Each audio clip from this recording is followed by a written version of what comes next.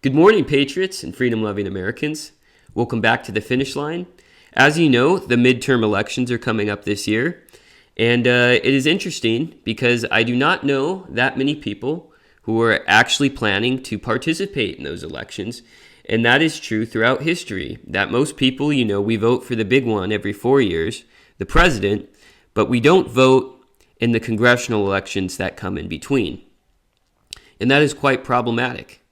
Because the Congress, and mainly the House of Representatives, is the body that is most directly accountable to the people. That's what the founders intended when they penned the Constitution, was that the House of Representatives would be this body of people elected directly by the people from their districts across the states to come and deliberate and debate and make legislation, make federal law based on the interests of Americans. Now, these days, the president has tended to kind of take over that job, and the legislator has been, basically downgraded to just a group of idiots that can't decide anything all day. And that's very problematic, because when you have a strong president that's on the wrong side of things, he can get a lot of shit done that we don't want.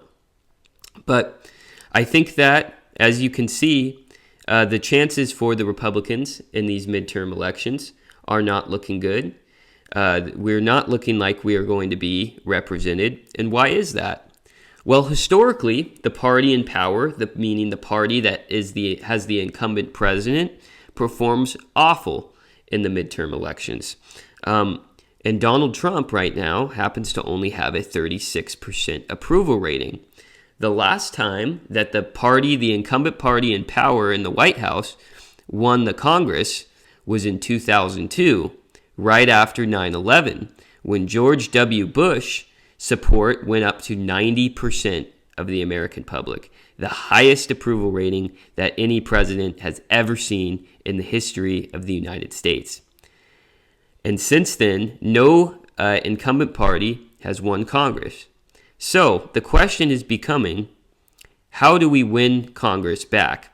And a lot of Republicans are asking themselves, a lot of young Republicans, do we want Congress?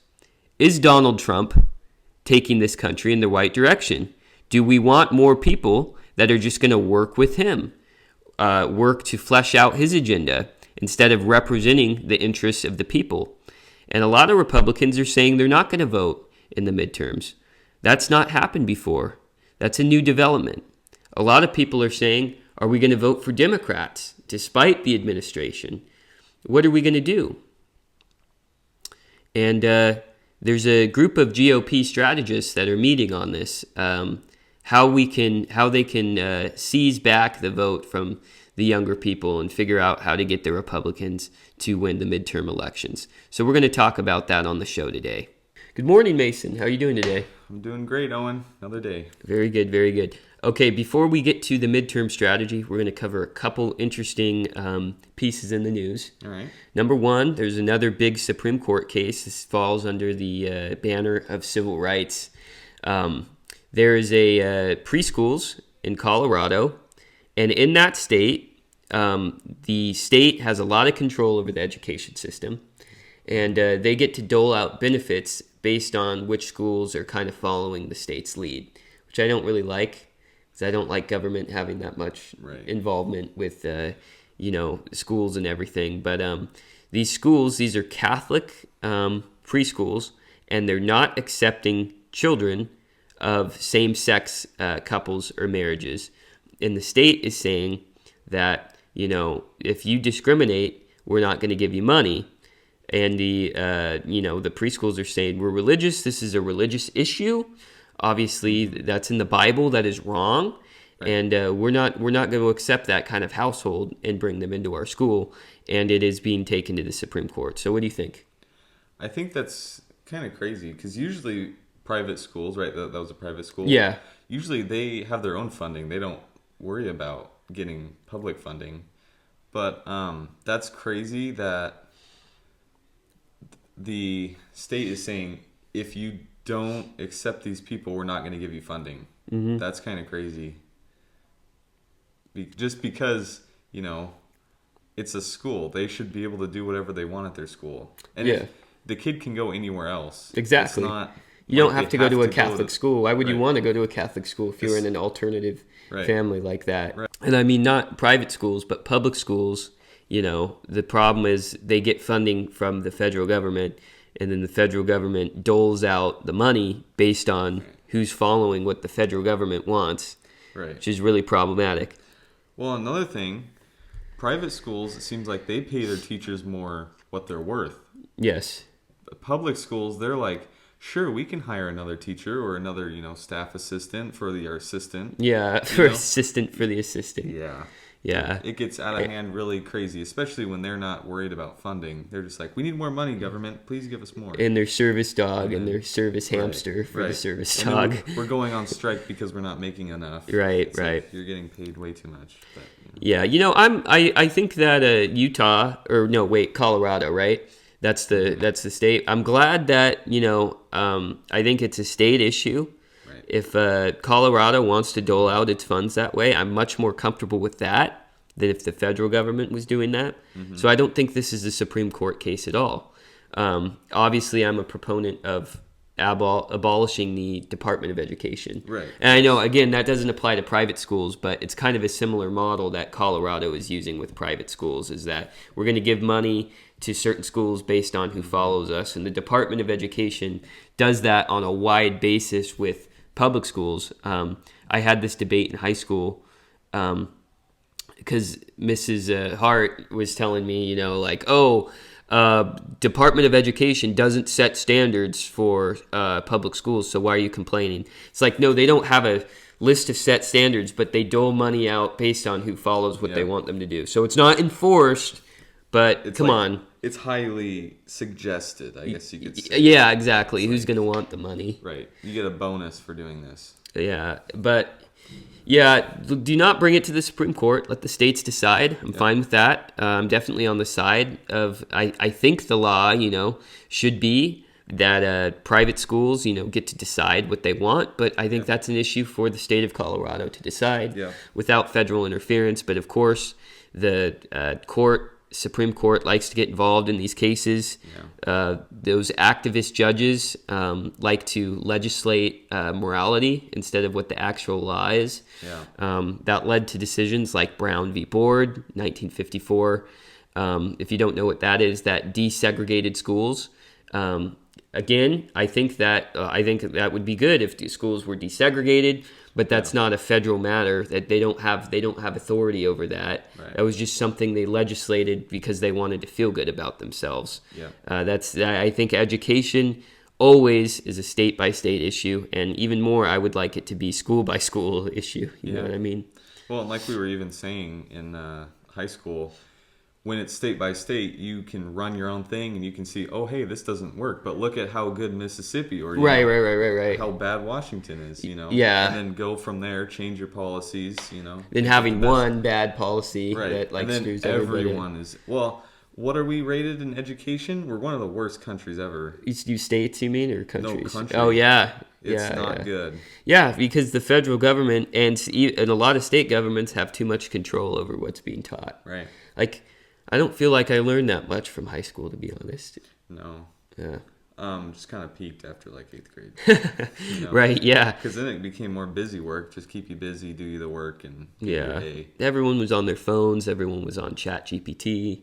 Let's be honest. Come on, and it's just not it's not a good system. They let us always be on our phones, and I don't know, but yes, I think it'd be better if school by school gets to decide the curriculum.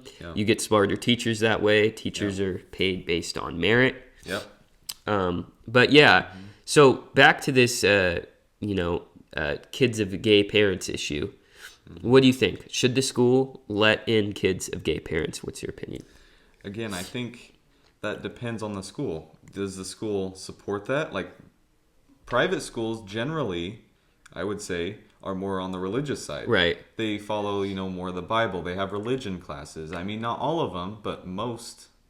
And so I think in that way, it doesn't make sense to have, gay, transgender, and all these kinds of weird kids in there. Yeah, weird kids.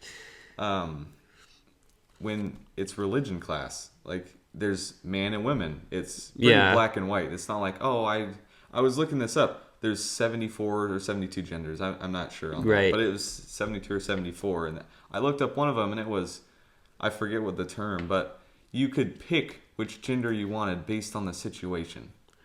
Yeah. So you could, like, stand up if you're a woman. Oh, yeah, I'm a woman now. Okay, now, wait, I don't want to be a woman anymore. Now I'm a man. Like, that's Every not, 5 minutes. That's not Yeah. how that works. Yeah. But, Yeah, it's absolutely a ridiculous concept. But would you accept children of gay parents if you were running a Catholic school?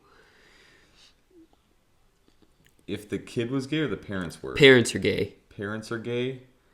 I think, sure. I think, yeah, I think I would. Because I looked at that and I thought, that's kind of harsh. But I think the reasoning there is, the gay parents go and pick up their kids. Their kids Right. talk about their gay parents Yeah. to the students. And I don't want children growing up thinking that that's normal. I wish that children would grow up not even knowing about gay. Yeah. They don't need to. No. It's perversion. Right. Yeah. But Yeah. yeah. Well, I looked up all the different genders, and it said by 8 years old and up, they're gonna ask they should, They should ask their parents if their gender, they don't feel their gender makes them feel cozy or whatever. And so then that's when they choose their own gender. Yeah, and this is the problem with having gay parents. There was a study done in 2001. Let me pull it up so I can give you the source, so you don't think I'm lying to you or something. Give me a chance here.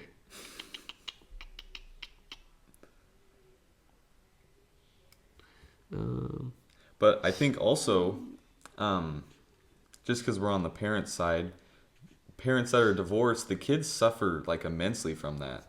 Especially like through their grades, through their mental well-being. It's like super stressful on the kid. Oh yeah, Like going through a breakup with your parents. yeah. And then I'm assuming that's the same thing if you have two dads. You know what I mean? Well, I think the studies have showed that stability is important in homes, and kids have traditionally done well emotionally in same-sex households, because this is weird, but there's a guy that plays the role of the dad, and there's a guy that plays the role of the mom. They're just performance actors. Right. But there's the more feminine gay partner and the more masculine gay partner. They try their best to mimic The other sex. That yeah. they're trying to portray. But still, I think men can't fully be women. No, It's definitely not. Never. No. Because they're not more loving. We're not more caring. I mean, sure, you can care a lot if you're a man, but I think women are more born with that trait. Nurturing and right. caregiving. Yes. Yeah, 100%. A lot of kids without a mom, they have two dads or with two moms, they tend to feel a little bit of a gap in them. Like this.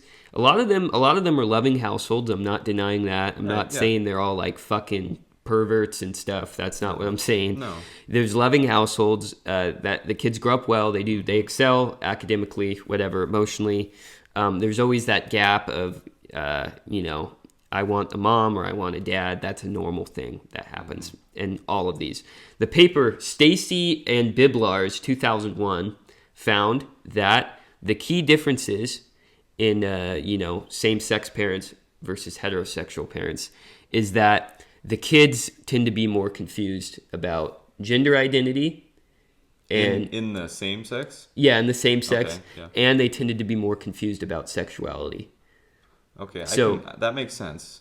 These kids would experiment a lot. We're going to go over here, be gay, and then we're going to try girls, and we're going to be bi. And there was a lot more, and I'm going to call it for what it is, sexual degeneracy.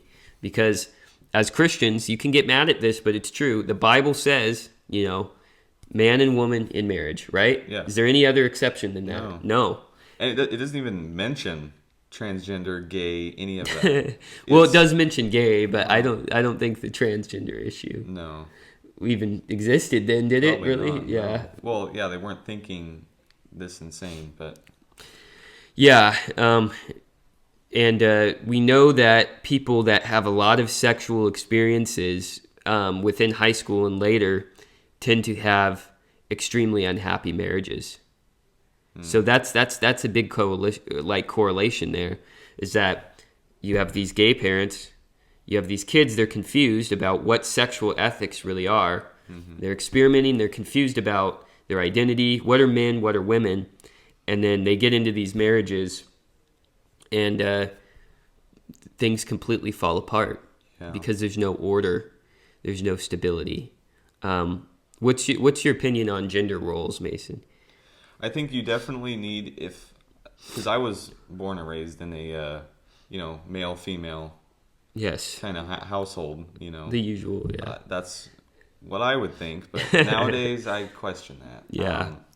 I think it's very important, because I think you go to your dad for more of like, I have more fun with my dad, I think. Well, yeah, you're a guy. Yeah. Yeah.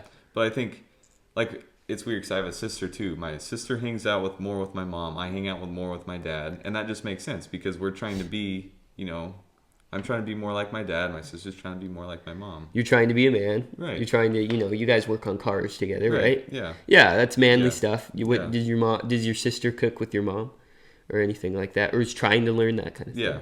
Yeah. She's getting there. I mean, she's still young. Well, yeah, I'm It's not. not like she's a woman the next day. Yeah. But yeah. She's trying to get there. Right. Right. Yeah, it's obvious. We need social order and stability in society. We used to have it, and it's very cut and dry. All these people, are criticizing me now, saying, you can't make generalizations. Yeah, I absolutely can. Society runs better this way. It is black and white. I'm sorry, it is black and white. There's a man and a woman. They get married. The man protects, the man leads. The woman nurtures her children, raises them up well, and submits to her husband. That's how it works.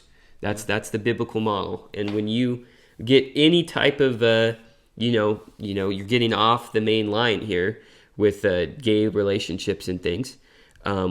Yes, the children may end up, they're emotionally do good throughout their childhood years. They excel in school, whatever. They're loved by their parents. I'm not denying that. I'm not saying all gays are evil. But there is confusion about their gender identity. There's confusion about their sexual orientation. And that transitions into marriage and makes for a very confusing later life. Well, I think to your point, how we're not just all gays are bad. There's still, both ways. There's excelling kids, and both ways there's, kids that aren't doing as good. Yes, and heterosexual relationships Yes. too. Yeah. Because you can have a heterosexual relationship that completely falls apart. Right. Yeah. Where the man is like completely, has no balls, just gets run around by his wife. His wife is unhappy. He's unhappy. The kids are unhappy. Yeah. This happens all the time. The happiest and most successful relationships, studies have shown again and again, is that, the traditional gender order, 100%. But if you want to read the study about the sexual orientation and gender identity, check out Stacy and Biblar's. That's 2001.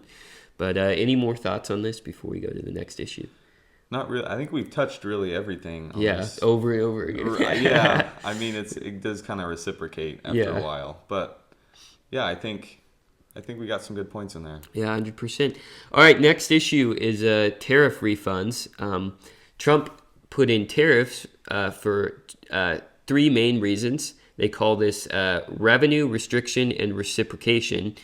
And number one, we brought in tariffs, which is a tax on foreign imports. The importers of foreign goods pay a tax to the government. Number one, to bring in revenue for the federal government, to help pay off the national debt. I think that's an important thing because otherwise, to pay off the debt, you have to directly tax the people. Right. We don't want more income taxes. Well, and we've already been taxed to Death. literally, yeah. We don't want a sales tax either. No. Do you want a federal sales tax? No. It's a great idea. Tariffs have brought in a lot of revenue. Yep. Number 2, restriction. They have restricted foreign imports from competing with American jobs, opens up a lot of American jobs, brings back jobs, makes America more successful, helps us become self-sufficient. It's how we fought World War II, Right. was because we had everything from, agriculture to automobile manufacturing in this country. Yep. Then they were shipped overseas with free trade. Trump was trying to bring that back. And number 3 is that reciprocation, is that Trump could use negotiation with countries that are screwing us out of bad deals, and we'll raise the tariff rates on you if you're not cooperating with us, and then we'll lower them. It was a great negotiation tool. Now, the Supreme Court struck down his use of emergency tariffs. He can still have broad baseline tariffs, but he's not allowed to use these emergency tariffs, which were bringing in quite a lot of revenue. When we would say, okay, now we have a 145% tariff on China, help them cooperate with us, and it brought in a lot of revenue. The Supreme Court said that that's unconstitutional for the president to be able to have that power. Now, the thing is, the Supreme Court is right. The tariffs belong with the Congress, but the Supreme Court is not ruling on all these other issues that make it very, very impossible to pay off the debt, have affordability. They're not ruling that the Federal Reserve is unconstitutional. The Federal Reserve prints fake money every year, creates inflation. Yeah. And so I feel like the Supreme Court is working against Americans. They're ruling on things that are technically unconstitutional, but getting rid of it hurts us. While there's so many things going on that are unconstitutional and illegal that they're not touching, that actually hurt us. Right, they're picking and choosing the case they feel like doing. Exactly. And then they're like, look at us, we're doing the work of the people or whatever. Yeah. It's like, sure, but not really. They rule on what's easy. Right. If that, or they go back and they go through all their cases and they're like, we're going to overturn this one. Look at that. Yeah. Boom. It's like, yeah, they're not working for the American people. No, well, they're all like 80s. Right. Old. Even the conservative justices. So there's a couple different schools of thought.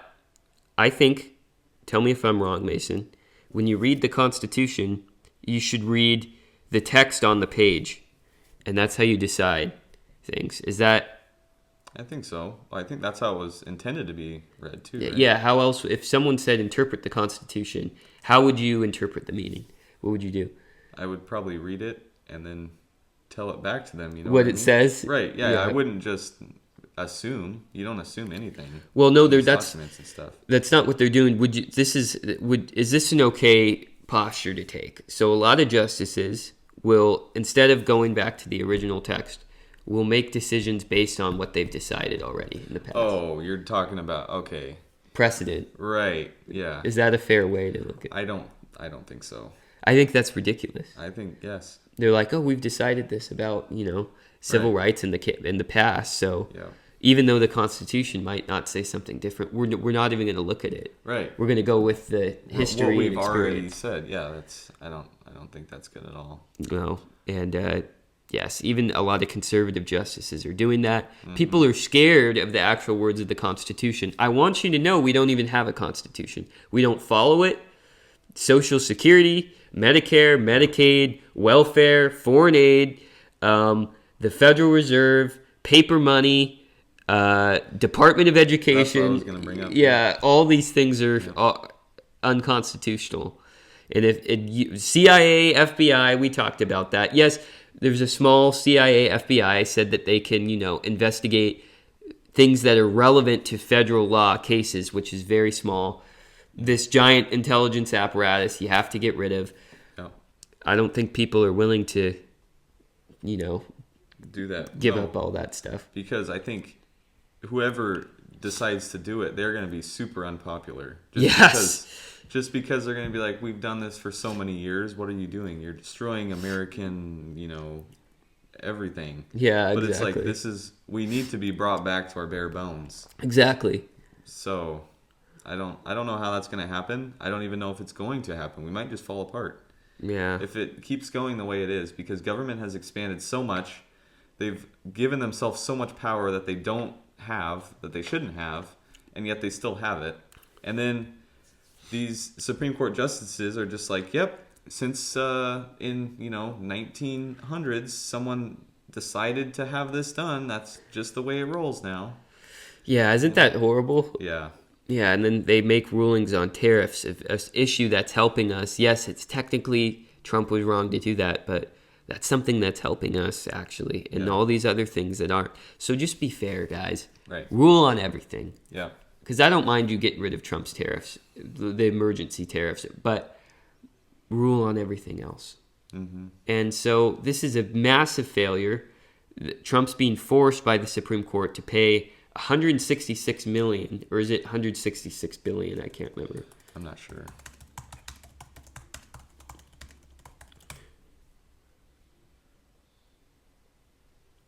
$166 billion to $175 billion he has to give back. That's insane. To the companies. Yeah. Putting us back that's very ridiculous. far. Yes. Yeah. So another failure for the Trump administration. Yeah.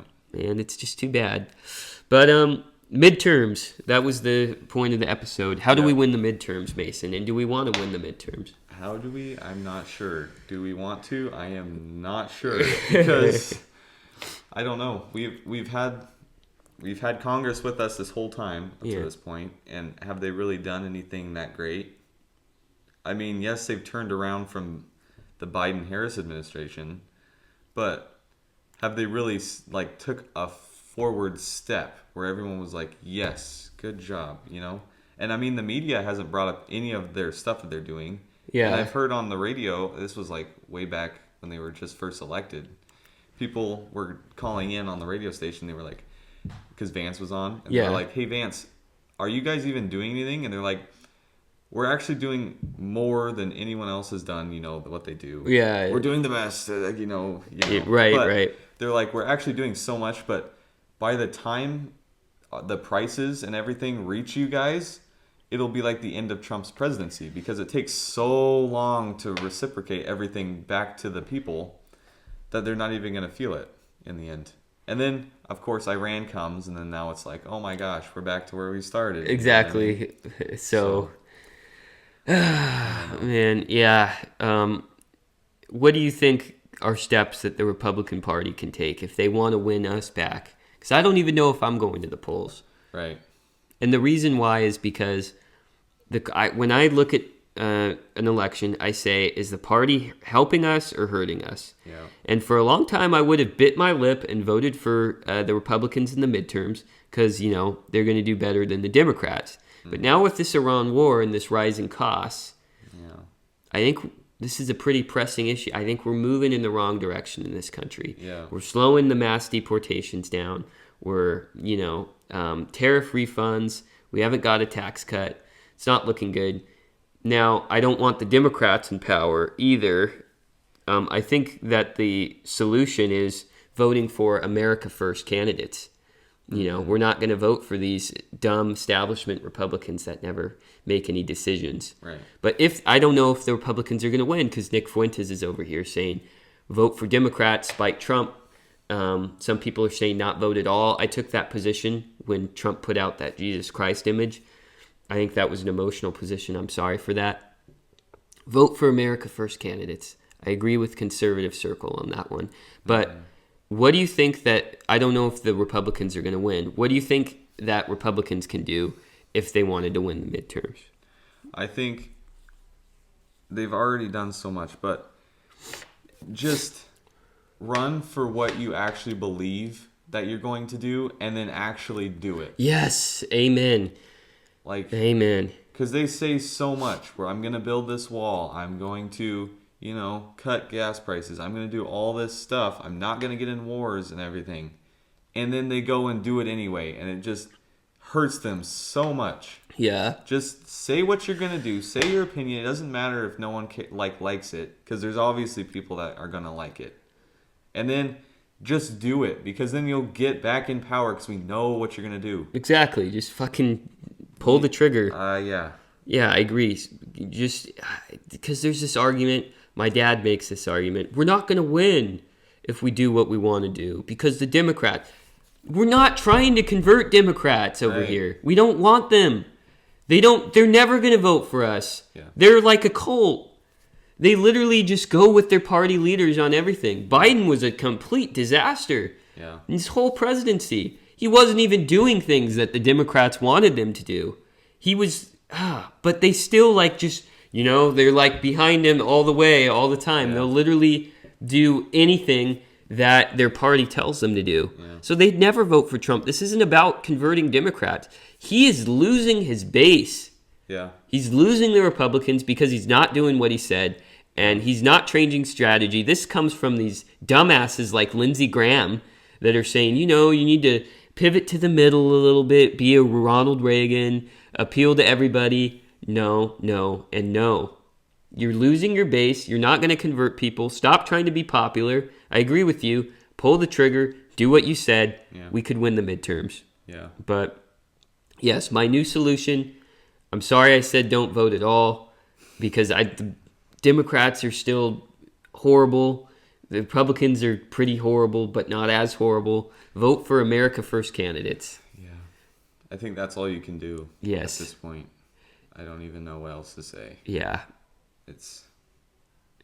If this war is going on, though, in November, gas prices are still high, and there's a establishment Republican war hawk on the ballot. I'm not voting for him. I'm not voting for the Democrat either, but I'm abstaining. But if there's an America First Republican that's willing to push back on Trump, he has my vote. Mm-hmm. You? I think so. Okay. You are going to vote, though? Yeah. Okay. Sounds Yeah. good. Yeah. Well, that's it for today. Thanks, guys.